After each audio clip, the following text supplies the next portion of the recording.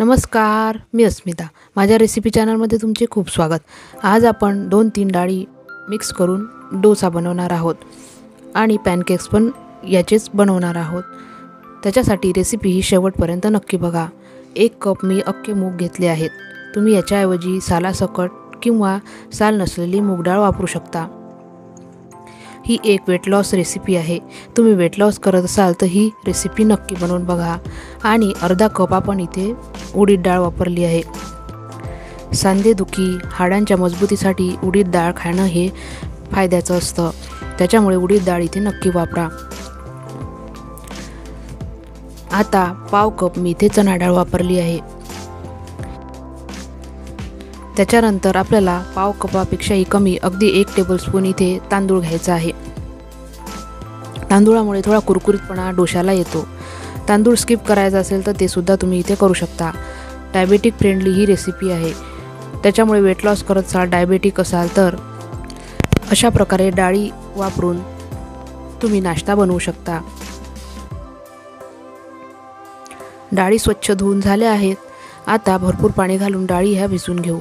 1 teaspoon मेथी दाणा घालून घेऊ. 5 ते 6 तासामध्ये ह्या डाळी छानपैकी भिजल्या जातात किंवा रात्रभर तुम्ही ह्या डाळी भिजवून घेऊ शकता. आता डोशाबरोबर खायला आपण एक चटणी बनवायची आहे. त्याच्यासाठी मूठभर पुदिना मी मिक्सरच्या भांड्यामध्ये घालून घेतला. पुदिन्याच्या दुप्पट आपल्याला इथे कोथिंबीर घ्यायची आहे. पुदिना मी स्वच्छ निवडून आणि धुवून घेतला. त्याच्यानंतर कोथिंबीर पण स्वच्छ निवडून धुवून घेतली आहे. पुदिन्याच्या दुप्पट मी इथे कोथिंबीरीचा वापर केला आहे.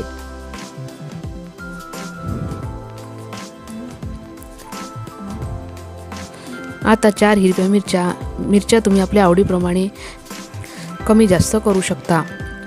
मी इथे 4 हिरव्या मिरच्या वापरल्या आहे. तिखट हिरव्या मिरच्यांचा वापर मी इथे केला आहे. 1 इंच आलं पण इथे घ्यायचं आहे.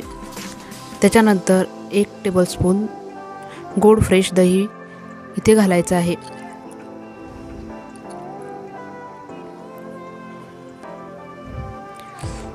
आता 2 टेबलस्पून मी इथे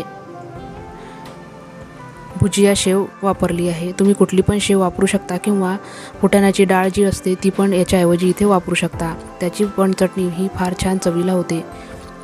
आता मिक्सरच्या भांड्यात आपल्याला हे संपूर्ण चटणी वाटून घ्यायची आहे.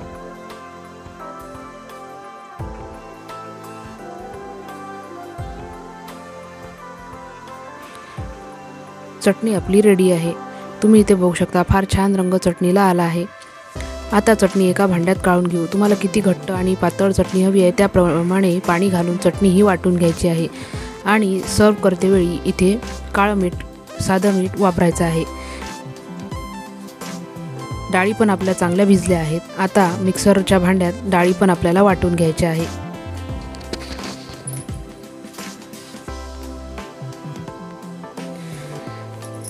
इथे डाळीचं संपूर्ण पाणी निथळून घेऊन गरजेप्रमाणे पाणी घालून आपल्याला डाळी ह्या वाटून घ्यायच्या आहेत. आवडीप्रमाणे हिरवी मिरची आणि आलं घालून इथे स्मूथ असं बॅटर आपल्याला बनवून घ्यायचं आहे. आपण चटणीमध्ये सुद्धा हिरवी मिरची आणि आलं वापरलं आहे आणि त्या अंदाजाने आपल्याला कमी प्रमाणात इथे हिरवी मिरची आणि आलं वापरून डाळी ह्या वाटून घ्यायच्या आहेत. इथे कोथिंबीर सुद्धा तुम्ही घालू शकता.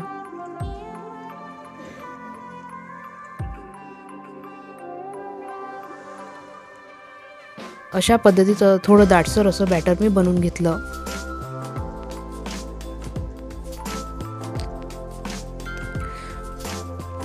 आता दुसरी बॅच पण आपल्याला अशाच पद्धतीने वाटून घ्यायची आहे.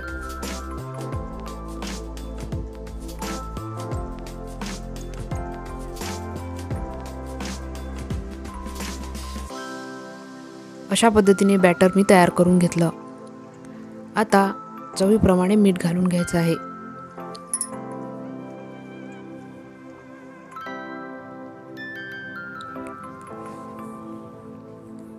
बॅटर चांगलं मिक्स झालं आहे. आता तवा गरम करून आपल्याला पॅनकेक्स बनवायचे आहेत. एक एक पळी बॅटर घालून आपल्याला असे छोटे उत्तप्प्याच्या जाडीचे पॅनकेक्स बनवायचे आहे। हे 4 पॅनकेक्स एका वेळी खाल्ल्यावर 3 ते 4 तास भूक आपल्याला लागत नाही। वेट लॉस करत असाल तर ही एक उत्तम रेसिपी आहे, नक्की करून बघा। आता ह्या पॅनकेक्सवर आपल्याला आवडीप्रमाणे भाज्या घालून टॉपिंग्स करायचे आहे। कट केलेली बारीक शिमला मिरची मी इथे घालते आहे।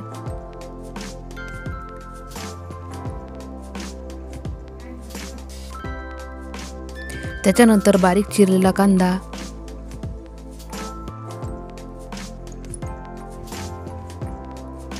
बारीक चिरलेला टोमॅटो, गाजर असं घालून तुम्ही हे टॉपिंग्स करू शकता। आणि मिनी उत्तप्पे किंवा पॅनकेक्स तुम्ही अशा पद्धतीने बनवू शकता। स्लो ते मीडियम गॅसवर आपल्याला हे उत्तप्पे भाजून घ्यायचे आहे। झाकण ठेवून 3 ते 4 मिनिट एका साईडने आपल्याला हे पॅनकेक्स चांगले भाजून घ्यायचे आहे। वरची बाजू पूर्णपणे सुकेपर्यंत आपल्याला हे उत्तप्पे एकाच साईडनी 3 ते 4 मिनिटं चांगले भाजून घ्यायचे आहेत। आवडत असल्यास एकाच साईडनी जास्त वेळ भाजून हे उत्तप्पे सर्व करू शकता, किंवा अशा पद्धतीने तेल किंवा बटर लावून दुसरी बाजू किंचित भाजून हे उत्तप्पे सर्व करू शकता। मी अशा पद्धतीने दुसरी बाजूसुद्धा थोडी भाजून घेणार आहे।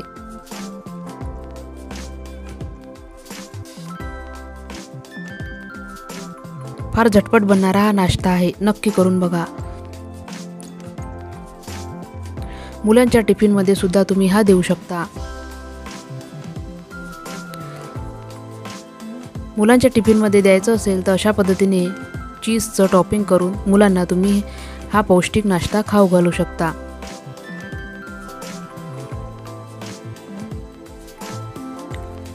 बाजारात सर्व डाळींची पिठंही उपलब्ध असतात। डाळी भिजत घालून नाश्ता करणे शक्य नसेल तर सर्व प्रकारची डाळींची पिठं एकत्र करून भिजवून सुद्धा तुम्ही अशा पद्धतीचा नाश्ता बनवू शकता। आपले मिनी पॅनकेक्स किंवा मिनी उत्तप्पा तयार आहेत, सर्व करून घेऊ।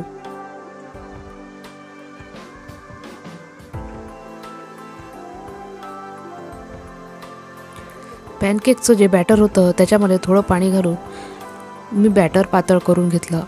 आता आपण डोसे याचे घालू शकतो।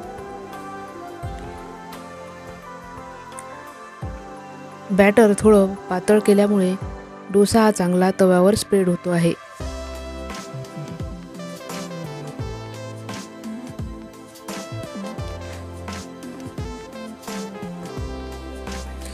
थोडी आणखी चव वाढवण्यासाठी तुम्ही शेजवान सॉस याच्यावर लावू शकता। इथे एक लाल ठेचा माझ्याकडे आहे, तो चटपटीत असा आहे, तिखट असा ठेचा हा नाही आहे। थोडंसं तेल मी याच्यामध्ये घातलं आहे आणि किंचित ठेचा मी याला लावून घेणार आहे। तुम्ही तुमच्या आवडीप्रमाणे हा डोसा ठेचा न लावता किंवा शेजवान चटणी न लावता हा डोसा अप्रतिम असा चवीचा लागतो, कारण आपण याच्यामध्ये हिरवी मिरची, आलं अशा पद्धतीने वापरला आहे।